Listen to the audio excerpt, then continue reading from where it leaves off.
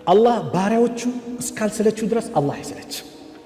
ሁሌ ለምነው ሁሌ ጨቅጭቀው አላህ ይደሰታል። እስቲ ወቅቶችን ምናገኛቸው በቀላሉ ምናገኛቸው ወቅቱ እንኳን እንጠቀምባቸው።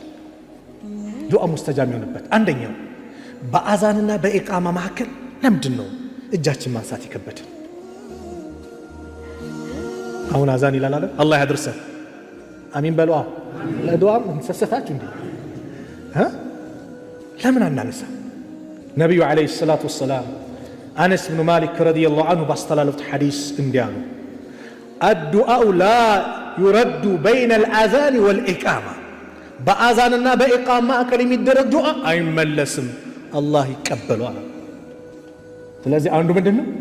አዛን ብሎ ኢቃም እስኪል ድረስ ያ አላህ እንበል። ሱናም እየሰገድክ እንደሆነ ሱጁድ ላይም ለምነው፣ ተሸሁድ ቁጭ ብለህም ለምነው። ሰላተ ዐለ ነቢይን ከጨረስክ በኋላ ሐጃን ለምን።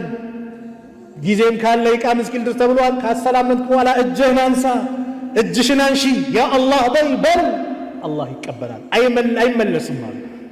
ሁለተኛው ሱጁድ ላይ በምንሆንበት ሰዓት ላይ አብዱላህ ብን አባስ ባስተላለፉት ሐዲስ ላይ ረዲየላሁ ዐንሁማ ቃለ ረሱሉላህ ሰለላሁ ዐለይሂ ወሰለም ፈአመ ሩኩዑ ፈዐዚሙ ፊህ ረብ ዐዘ ወጀል፣ ሩኩ ላይ ጌታችሁን አልቁት፣ አክብሩት።